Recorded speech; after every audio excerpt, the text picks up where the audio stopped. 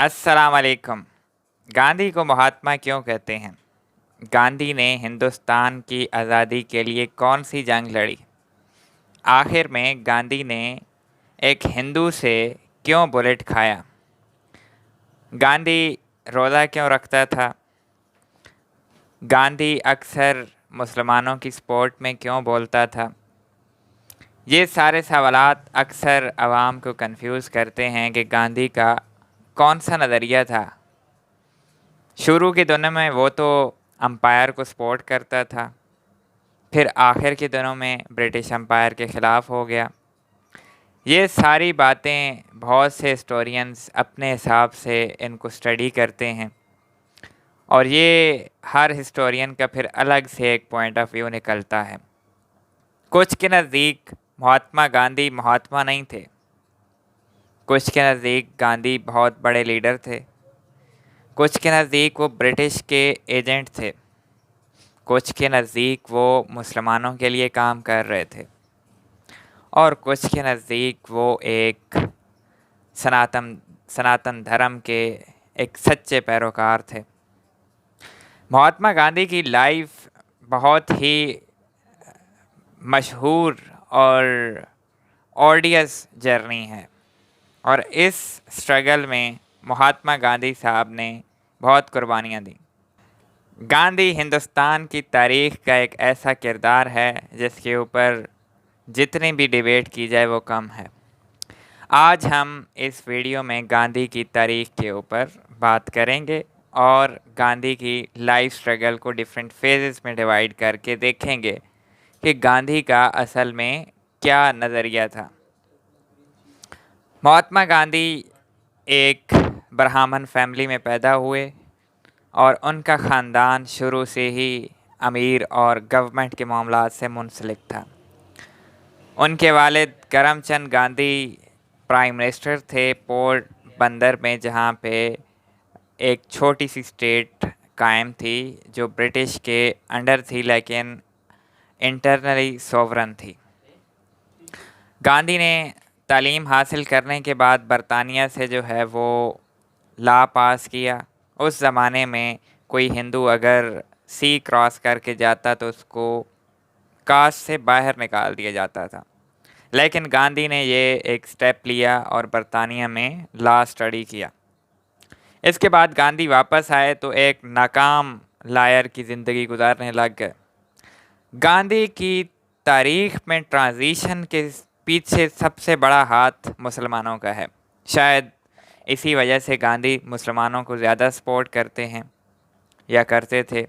उनकी लाइफ में हम देखेंगे कि मुसलमानों ने किस तरह से उनको परवान चढ़ाया और यही परवान चढ़ाने का अमल जो है किस तरह फिर लेटर ज़िंदगी में उसको इन्फ्लुएंस करता है कि वो मुसलमानों के राइट्स के लिए स्ट्रगल करे।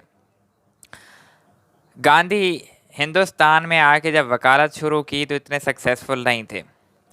इसी ज़माने में साउथ अफ्रीका में बहुत सी इंडियन पॉपुलेशन रहती थी जिसमें मुसलमान ताजिर बहुत प्रोमिनेंट थे। इसके अलावा हिंदू लोअर कास्ट वहाँ पे मेहनत मजदूरी करती थी मुसलमान ताजिरों के अंडर।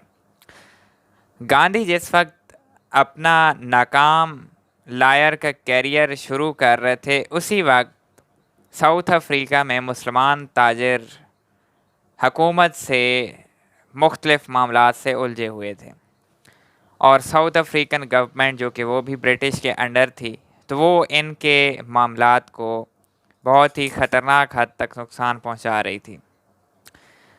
उसी ज़माने में एक ताजर जिसका नाम दादा अब्दुल्ला था, उसको एक लायर की ज़रूरत थी कि वो एक और मुसलमान लायर जिसका नाम तैयब जी था, तैयब जी, वो कुछ और बदरुद्दीन तैयब जी वाले से डिफरेंट है। वहाँ पे उनको जो है वो लायर की एक ज़रूरत थी।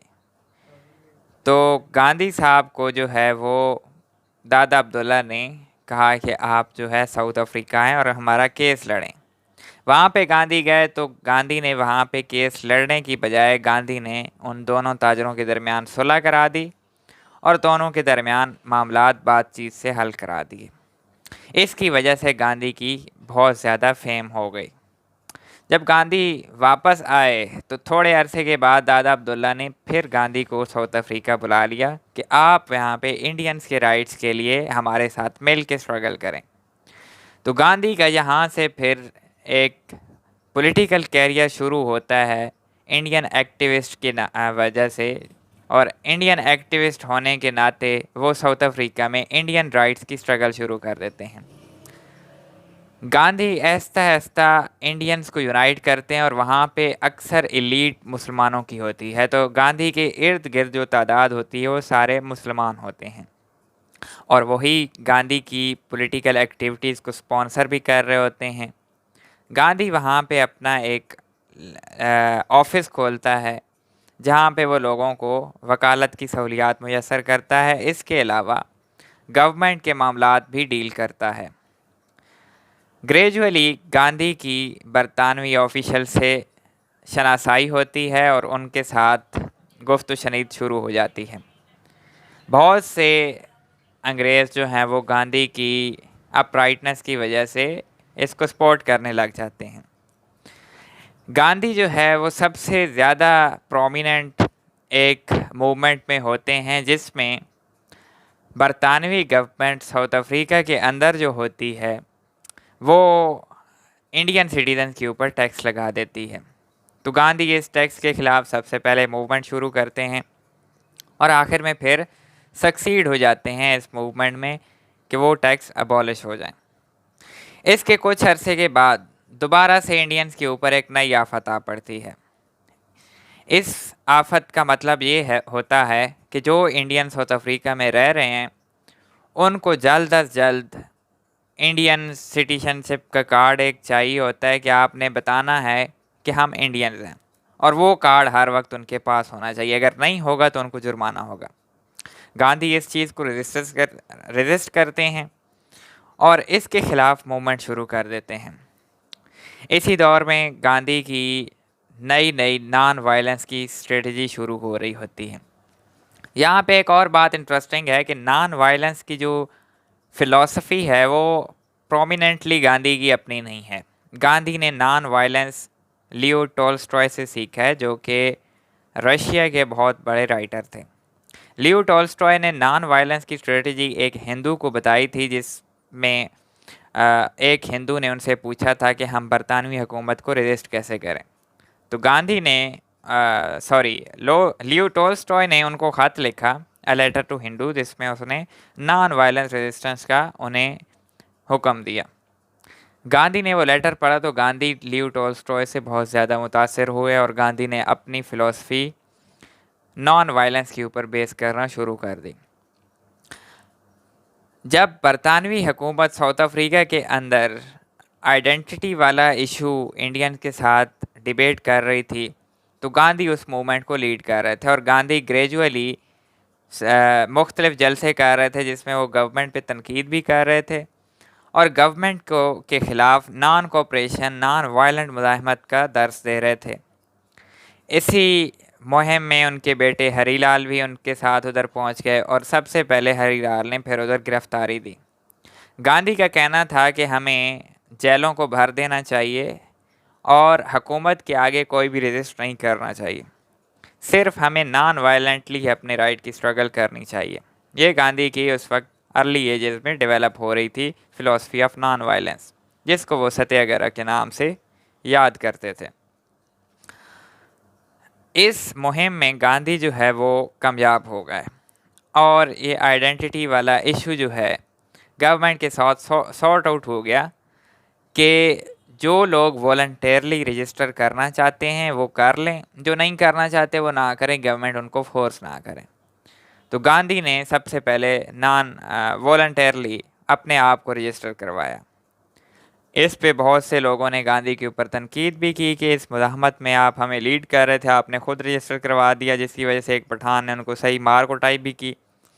लेकिन फिर भी बाद में आहिस्ता आहिस्ता लोगों को रियलाइज़ हो गया कि रजिस्टर कराना ही बेहतर है, लेकिन इसके बदले में हुकूमत उनसे तावन करेगी और हर वक्त उनसे आइडेंटिटी कार्ड्स वगैरह डिमांड नहीं करेगी।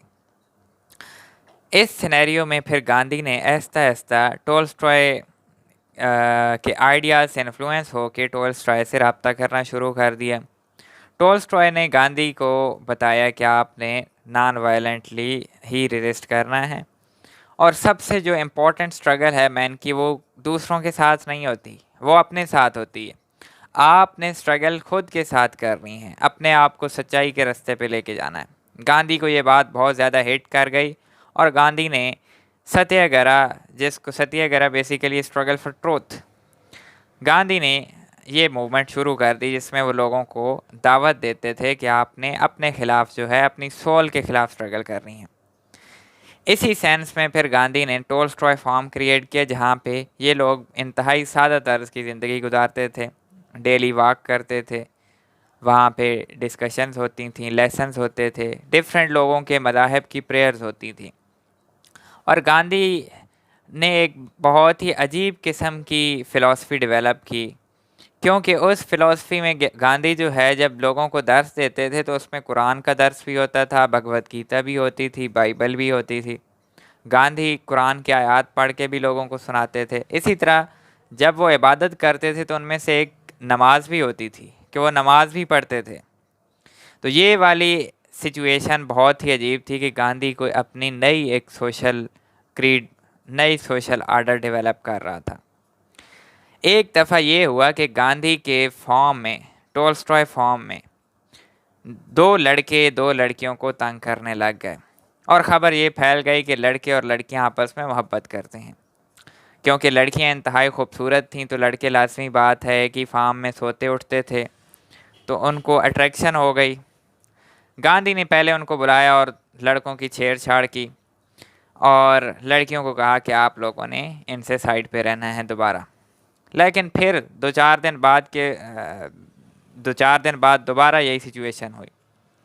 गांधी ने इस बार लड़कियों को बुलाया और उनके सर मड़वा दिए। गांधी का कहना था कि आपके जो गैसू हैं, जो आपके खूबसूरत बाल हैं, वो बेसिकली लड़कों को अट्रैक्ट करते हैं। तो जब आपके खूबसूरत बाल ही नहीं होंगे तो लड़के आपकी तरफ अट्रैक्ट नहीं होते। ये एक अजीब किस्म की गांधी की मेंटालिटी थी। और दो लड़कियों के सर मंडवाने के ऊपर फिर बहुत सी वहाँ पे औरतों ने तनकीद भी की कि आपको अजीब किस्म के इंसान हैं, बजाय आप इसके कि आप लड़कों को दर्स दें कि भाई आपने लड़कियों के साथ तमीज़ से रहना है, आपने उनके सर गंजे करवा दिए। बहरहाल गांधी की स्ट्रेटजी बिल्कुल अजीब थी। ग्रेजुअली गांधी ने समझा कि अब साउथ अफ्रीका में उनका मिशन ख़त्म हो गया, तो 1915 में वो बरतानिया चले गए। यहाँ पे फिर दोबारा एक नई कंट्रोवर्सी होती है। जो गांधी के अगेंस्ट राइटर्स हैं वो ये आर्गू करते हैं कि Gandhi was an agent of British empire, क्योंकि 1914 में वर्ल्ड वार शुरू हो चुकी थी और गांधी ने बरतानिया में पहुंचकर ये कहा कि मैं जो अलाइड पावर्स हैं उनकी सपोर्ट करना चाहता हूँ, मैं ब्रिटिश एम्पायर के बिहाफ पे लड़ना चाहता हूँ। तो उन्होंने ब्रिटिश गवर्नमेंट को दरख्वास्त भी दी कि मुझे आर्मी में शामिल कर दिया जाए। यहाँ पे एक और बात नोट करना ज़रूरी है कि गांधी ने साउथ अफ्रीका में बोअर वार के दौरान ब्रिटिश को सर्व किया था और उस वार में गांधी ने एम्बुलेंस वगैरह की सर्विस शुरू की थी, जिसमें वो ब्रिटिश सोल्जर जिनको साउथ अफ्रीकन मारते थे, ब्रिटिश के अगेंस्ट जो थे, जो कॉलोनियल पावर को रेजिस्ट कर रहे थे, उनके अगेंस्ट गांधी ब्रिटिश की मदद कर रहे थे। तो यहाँ पे एक शदीद किस्म की तनकीद आती है कि गांधी बेसिकली कॉलोनियल एजेंट थे, जिन्होंने साउथ अफ्रीकन कॉलोनियल सब्जेक्ट्स की मुज़ाहमत की। उन्होंने उनकी मदद करने की बजाय उनके ऊपर जुल्म ढाने में ब्रिटिश की मदद की। तो वहाँ पे गांधी को सर्जेंट मेजर का खिताब दिया गया। गांधी ने बरतानवी हुकूमत से गुजारिश की कि उन्हें एक बार फिर अम्पायर के बिहाफ पे लड़ने की इजाज़त दी जाए।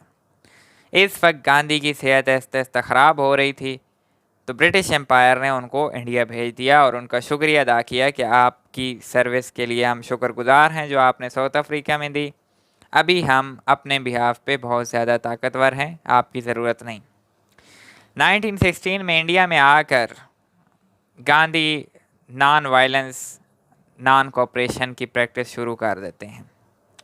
लेकिन इस वक्त इंडिया में कुछ और बड़े लीडर होते हैं, जिनमें बीजी तिलक, मोहम्मद अली जिन्ना और दूसरे अहम लीडर्स होते हैं जो कांग्रेस को लीड कर रहे होते हैं।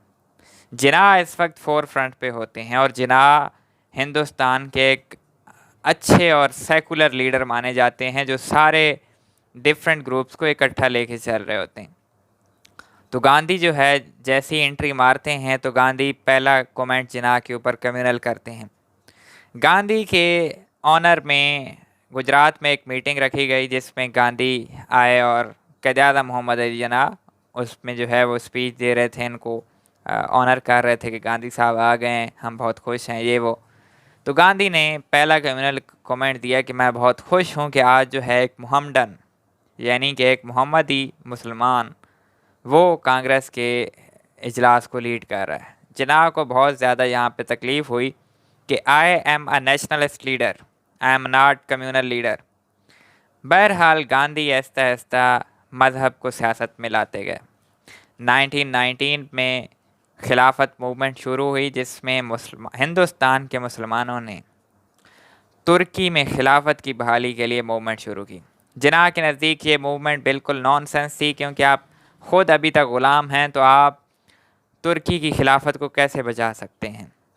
लेकिन गांधी ने यह मौका मुनासिब समझा और उलमा के साथ मिल गया और गांधी ने मज़हब का बेदरेग इस्तेमाल करके बहुत से लोगों को बेवकूफ़ बनाया और मुसलमानों को कहा कि आप हिंदुस्तान छोड़ के अफ़गानिस्तान चले जाएं।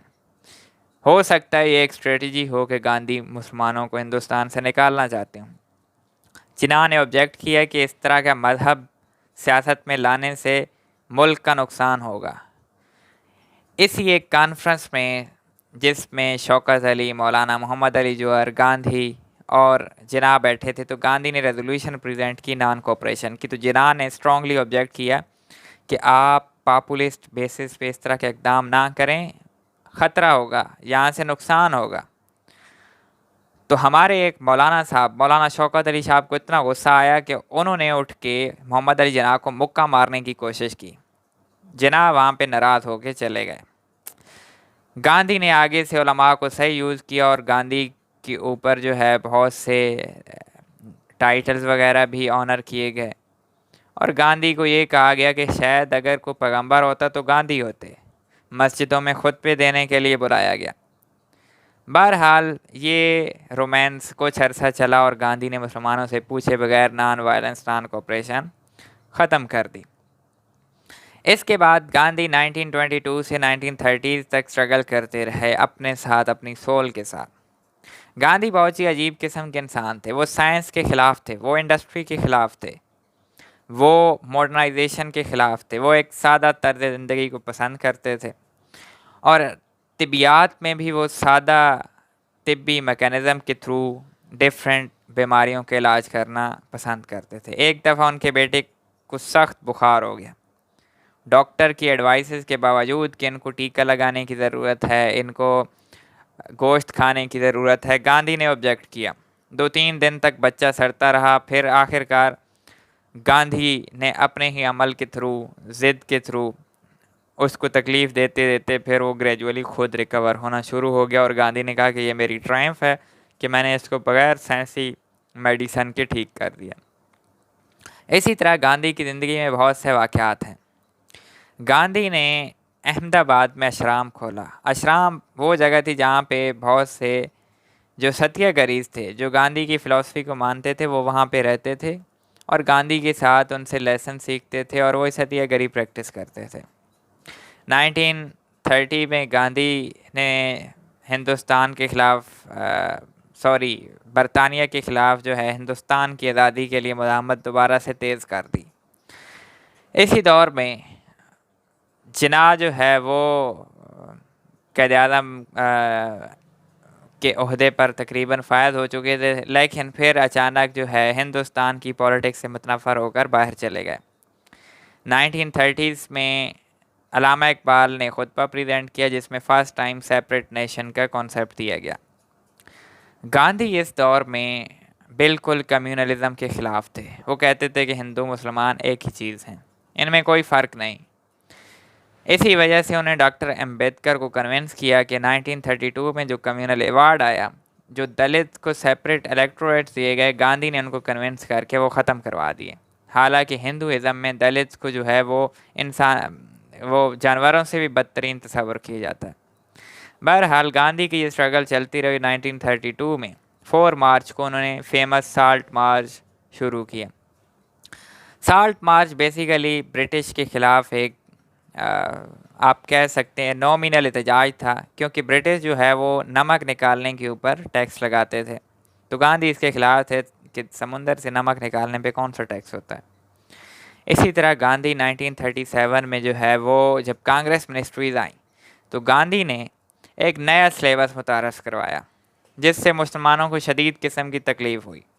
उस सिलेबस में होली प्रॉफिट की बायोग्राफी इस तरह से लिखी गई कि holy prophet was born in Mecca, he used to live in the cave, he died at 63। इस तरह की बायोग्राफी से मुसलमान बच्चों को उनके दिलों से जो है वो फेथ का एलिमेंट ख़त्म किए जाना लगा। बहुत से लोगों ने इसको तनकीद किया कि आप जो है वो मुसलमानों के अंदर से जज्बा मोहम्मदी मोहब्बत मोहम्मदी ख़त्म कर रहे हैं, और ये बात 100% दुरुस्त थी। इसी वजह से 1939 में कांग्रेस की मिनिस्ट्रीज़ के जाने के बाद मुसलमानों ने भरपूर जश्न मनाया। 1940s में मुस्लिम लीग ने सेपरेट नेशन के लिए डिमांड कर दी। गांधी इस वक्त दोबारा से तैयारी कर रहे थे एक बहुत बड़ी मुज़ाहमत मूवमेंट की। 1942 में गांधी ने क्विट इंडिया मूवमेंट शुरू कर दी। इस मूवमेंट का मकसद ये था कि बरतानिया के तसल्लुत से हिंदुस्तान को पूरी आज़ादी दी जाए, और इस मूवमेंट में गांधी को फिर गिरफ्तार कर दिया गया। 1944 में गांधी जब आज़ाद हुए तो गांधी ने क़ायद-ए-आज़म से मुज़ाकरात शुरू कर दिए। गांधी का तसव्वुर ये था कि हमें बरतानिया से आज़ादी लेने से पहले हमें आपस में मामलात हल करने चाहिए, और इसका ज़रिया ये है कि मुसलमान अपना सेपरेट इलेक्टोरेट छोड़ दें, अपने आप को सेपरेट नेशन तस्वर करना ख़त्म कर दें, क्योंकि जो मुसलमान हैं वो बेसिकली हमारे हिंदुस्तान की कन्वर्टेड लोग हैं। क़ायद-ए-आज़म का नज़रिया डिफरेंट था। क़ायद-ए-आज़म ने कहा कि मुसलमान 2 कौमें हैं, और ये 2 कौमें हज़ारों साल से साथ में रह रही हैं, लेकिन साथ में मिक्स नहीं हुई। मुसलमान हिंदुओं में शादी नहीं करते, मुसलमानों में कास्ट की तफरीक नहीं है, और मुसलमान हमेशा से एक सेपरेट कल्चर रखते हैं। गांधी का नज़रिया डिफरेंट था। गांधी कहते थे कि नहीं, मुसलमान और हिंदू एक ही कौम हैं, दोनों एक ही मज़हब से ताल्लुक़ रखते हैं, और उस मज़हब का नाम है सत्याग्रही। गांधी के नज़दीक मुसलमान बेसिकली सेपरेट नेशन नहीं हैं। क़ायद-ए-आज़म ने इस पॉइंट को ऑब्जेक्ट किया कि हम हर हिसाब से एक अलग कौम हैं, हमारे हीरोज़ आपके विलन हैं और आपके विलन हमारे हीरोज़ हैं, तो इस तरह से 2 कौमें एक नहीं हो सकती। क़ायद-ए-आज़म ने इन मुज़ाकरात में कामयाबी पाई और गांधी को नाकामी का सामना करना पड़ा, और गांधी अपने मकसद में नाकाम हो गए। नाकामी देखते हुए गांधी ने क़ायद-ए-आज़म को प्रेसिडेंट ऑफ इंडिया की ऑफ़र की। गांधी ने कहा कि अगर आप हिंदुस्तान को मुत्तहिद रखना चाहते हैं तो हम आपको प्रेसिडेंट की ऑफ़र देंगे, आप मुत्तहिदा हिंदुस्तान के प्रेसिडेंट होंगे। जिन्ना ने कहा कि मैं अपनी ज़ात के लिए नहीं लड़ रहा, मैं मुसलमानों के लिए लड़ रहा हूँ, मैं पाकिस्तान के लिए लड़ रहा हूँ। गांधी ने कहा कि आप प्राइम मिनिस्टर बन जाएं और अपनी मर्ज़ी के सारे मुसलमान कैबिनेट मिनिस्टर रख दें। क़ायद-ए-आज़म ने कहा कि मुझे ये भी मंजूर नहीं, क्योंकि हो सकता है 5 साल तो मैं मुसलमान मिनिस्टर रख लूँ, आगे इलेक्शन होगा, हिंदू मेजॉरिटी हिंदुओं को वोट देगी तो हम फिर माइनॉरिटी बन जाएंगे। बहरहाल गांधी को इन टॉक्स में डिफीट हुई। इसके बाद 1946 में क़ायद-ए-आज़म ने डायरेक्ट एक्शन डे का ऐलान किया कि हम अब तलवार के ज़ोर पे भी पाकिस्तान लेंगे, हमें कोई नहीं रोक सकता। इसकी वजह से हिंदू मुस्लिम फसाद बढ़ने लगे। गांधी को इन फसादात से बहुत ज़्यादा तकलीफ़ हुई, और इन फसादात में गांधी जो है वो कलकत्ता पहुँचे, और वहाँ पे हिंदुओं के साथ जो है वो रहते रहे, और ग्रेजुअली किलिंग ख़त्म हुई। फिर पार्टीशन के वक्त नोखेल जो कि बांग्लादेश में है, वहाँ पे मुसलमानों के ऊपर जो है कलकत्ता में दोबारा जो है किलिंग शुरू हुई, जहाँ पे बहुत से मुसलमानों को मारा गया। नोखेल में हिंदुओं को मारा गया था। तो कलकत्ता में गांधी दोबारा पहुंचे और वहाँ पे हिंदुओं को सख्ती से मना किया कि आप किसी भी मुसलमान के ऊपर हाथ नहीं उठा सकते। यहाँ से हिंदुओं को बहुत ज़्यादा गांधी से प्रॉब्लम होने लग गया। अब पार्टीशन के वक्त जहाँ भी वायलेंस होता, हिंदू मुसलमानों को मारते तो गांधी वहाँ पहुँच जाते और हिंदुओं को ये कहते कि आप मुसलमानों को नहीं मार सकते। तो ऐसा ऐसा हिंदुओं में गांधी की नफ़रत बढ़ती गई। आखिरकार गांधी दिल्ली आ गए और दिल्ली में मुसलमानों के साथ बहुत ज़्यादा जुल्म हो रहा था। गांधी ने फिर फास्ट ऑन टू डेथ रख दिया कि अगर जब तक मुसलमानों को या तो पाकिस्तान नहीं पहुंचा दिया जाता या हिंदू उनको भाई नहीं बना लेते, तब तक मैं अपना फास्ट नहीं तोड़ूंगा। इस फास्ट ऑन टू डेथ का फ़ायदा ये हुआ कि बहुत से हिंदू मुसलमान आपस में दोबारा जुड़ गए और हिंदुओं ने मुसलमानों को मारना कम कर दिया। इस दौरान आरएसएस के एक नौजवान, जिसको बहुत ज़्यादा शदीद गुस्सा था गांधी के ऊपर कि गांधी बार बार मुसलमानों को क्यों सपोर्ट कर रहे हैं, उसने फेब 1948 में गांधी को शूट कर दिया। उसका नाम था नाथूराम गोडसे। गोडसे को जब जेल ट्रायल हो रहा था तो उसने कहा कि गांधी से मैं मुतासिर था, लेकिन गांधी बेपनाह मुसलमानों को सपोर्ट कर रहा था, इस वजह से मैंने उसको ख़त्म करना ही मुनासिब समझा, क्योंकि हिंदुस्तान हिंदुओं का मुल्क है।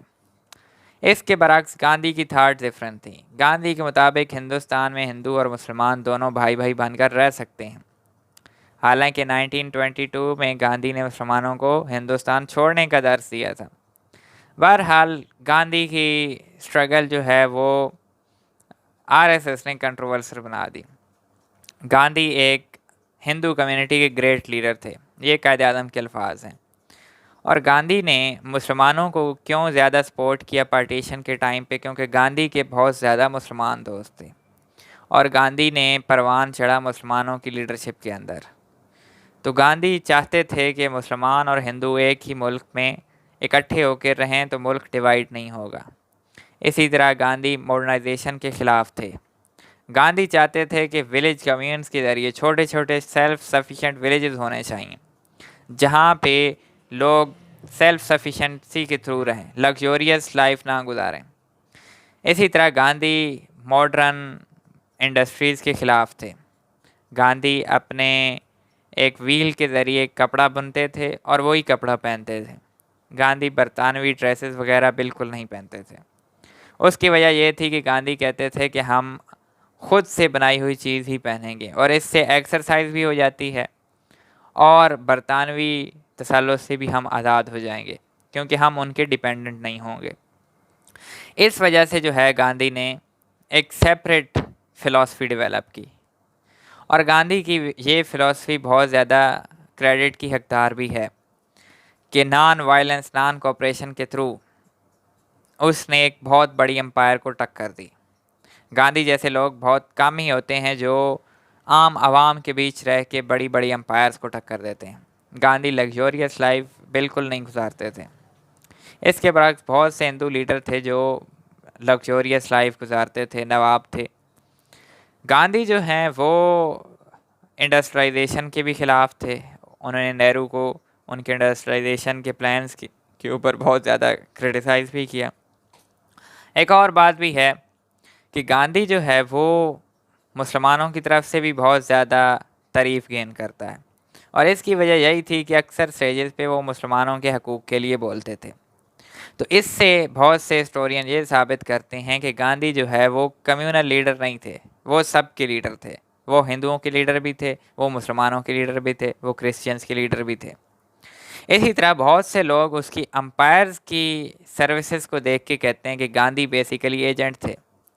गांधी थे जिन्होंने हिंदुस्तान को डिवाइड किया। अगर वो 1916 में जिन्ना को साइड लाइन ना करते तो जिन्ना हो सकता है 1930s तक सेपरेट हिंदुस्तान, एक सेकुलर हिंदुस्तान खड़ा करता, जहाँ पे उनकी सपोर्ट में दादा भाई नौरोजी, गोखले, तिलक सारे थे, एनी बेसंत। गांधी जो थे वो ऊपर से आके टपके हैं, वो एलियन थे। इसकी वजह से गांधी के ऊपर तनकीद भी होती है। लेकिन एक और बात भी है, गांधी ने क़याम पाकिस्तान के बाद पाकिस्तान के लिए रोज़ा रखा और जब हिंदुस्तान ने पाकिस्तान के 750 मिलियन रुपीस रोक दिए तो गांधी ने रोज़ा रख के पाकिस्तान को 700 मिलियन दिलवाए। इसके ऊपर फिर गांधी के ख़िलाफ़ जो है वो हिंदुस्तान में नफ़रत बढ़ गई कि ये तो पाकिस्तान को सपोर्ट करते हैं, ये तो मुसलमानों को सपोर्ट करते हैं। यहाँ से फिर एक कन्फ्यूजन हो जाती है कि गांधी ये चाहते क्या थे। बेसिकली गांधी एक सत्याग्रही थे, यानी वो ट्रुथ के फॉलोअर थे। गांधी चाहते थे कि एक ऐसी कम्युनिटी हो जहाँ पे बिना मज़हब के तासुब के लोग इक्वल रहें और कोई किसी दूसरे के ऊपर जुल्म ना करे। सत्याग्रही फ़िलासफ़ी इसी पे यकीन रखती थी कि आप किसी के ऊपर जुल्म ना करें, किसी को नुकसान ना पहुँचाएं, आप अपनी सोल को नुकसान पहुँचा के दूसरों को फ़ायदा दें। इस वजह से शायद गांधी के ऊपर बहुत ज़्यादा तनकीद होती है हिंदू आरएसएस की तरफ से। यही वजह है कि आज की बीजेपी गांधी के सख्त खिलाफ है। नरेंद्र मोदी कहते हैं कि गांधी को तो कोई जानता ही नहीं था, हालांकि गांधी 1930s में दुनिया के अजीम लीडरों में शामिल हो गए थे। नरेंद्र मोदी गांधी के सख्त खिलाफ इस वजह से भी हैं कि उन्होंने पटेल को जो है वो नेहरू के अगेंस्ट डिग्रेड किया और उन्होंने नेहरू को सपोर्ट किया, क्योंकि पटेल जो है वो बहुत स्टांच और आर्थोडॉक्स हिंदू थे और मुसलमानों के सख्त खिलाफ थे। और नेहरू जो हैं वो एक सोशलिस्ट लीडर थे जो सेकुलर थे और वो भी मुसलमानों के ख़िलाफ़ थे, लेकिन वो रूल ऑफ लॉ पे यकीन रखते थे, वो मुसलमानों के एलिमिनेशन के ख़िलाफ़ थे। इस वजह से जो है गांधी ने नेहरू को सपोर्ट किया और मोदी जो हैं इसी वजह से गांधी के ऊपर तनकीद भी करते हैं। बहरहाल सारी डिबेट एक तरफ, गांधी को हम किस तरह एवेलुएट कर सकते हैं? क्या गांधी को हम महात्मा कह सकते हैं? हम डिफरेंट सोर्सेज से ये अखज़ कर सकते हैं कि गांधी एक बहुत बड़े लीडर थे। उन्होंने नॉन वायलेंस नॉन कोऑपरेशन के थ्रू बहुत बड़ी रेजिस्टेंस मूवमेंट लीड की। उन्होंने एम्पायर को टक्कर दी, उन्होंने बरतानिया को टक्कर दी। हाँ, उन्होंने बरतानिया के स्पोर्ट में काम किए शुरू के दिनों में, लेकिन उन स्पोर्ट के कामों का मकसद हो सकता है ये हो कि बरतानिया का कॉन्फिडेंस लेना, ताकि वो उसको फिर फ्रीली गिरफ़्तार ना कर सकें। क्योंकि जब आप बरतानिया को कॉन्फिडेंस में ले लेंगे तो आपको हर वक्त गिरफ़्तार करके जो है वो टॉर्चर नहीं किया जाएगा। जो गांधी की पनिशमेंट्स थी, जो एज अ पॉलिटिशियन वो गिरफ़्तार होते थे, वो बेसिकली हाउस अरेस्ट होते थे और गांधी वहाँ पे स्टडी वगैरह भी कर सकते थे, अच्छा खाना भी खा सकते थे, अपनी प्रैक्टिसेस कर सकते थे। इस हिसाब से हम गांधी को कह सकते हैं कि गांधी हिंदुस्तान में रेजिस्टेंस मूवमेंट के एक बहुत बड़े लीडर थे। लेकिन एक और बात होती है कि क्या गांधी अपने मकसद में कामयाब हुए? उनका मकसद था हिंदुस्तान को यूनाइट रखना। क़ायद-ए-आज़म का मकसद था मुसलमानों के लिए एक सेपरेट पाकिस्तान बनाना। तो पाकिस्तान तो बन गया, गांधी की ये स्ट्रगल तो कामयाब नहीं हुई। तो यहाँ पे बहुत से पॉलिटिकल हिस्टोरियन ये कहते हैं कि क़ायद-ए-आज़म की सक्सेस हुई कि वो अपने गोल में कामयाब हुए, गांधी इस गोल में नाकाम रहे। लेकिन इसके अलावा गांधी ने लाइफ के ऊपर बहुत ज़्यादा वर्क किया। उन्होंने ज़िंदगी के लेसन्स वगैरह लोगों के सामने रखे। इस हिसाब से गांधी एक अजीम इंसान के तौर पे उभरते हैं। शायद इसी वजह से बहुत से हिस्टोरियंस जो हैं वो गांधीयन फ़िलासफ़ी के नाम से एक नई फ़िलासफ़ी निकालते हैं। बहरहाल ये आपके ऊपर है कि आप गांधी को किस नज़र से देखते हैं। क्या आप उनको उनकी हिंदुस्तान की खिदमत की वजह से महात्मा देखते हैं? क्या उनको आप मुसलमानों की सपोर्ट के लिए एक नेचुरल अच्छा सत्याग्रही लीडर मानते हैं? या आप हिंदुओं की तरह उसको ये देखते हैं कि वो मुसलमानों का सपोर्टर था और हिंदुस्तान का गद्दार था? ये हम अपने व्यूअर्स के ऊपर छोड़ते हैं। मिलते हैं अगली वीडियो में। अपना ख्याल रखिए। अल्लाह हाफ़िज़।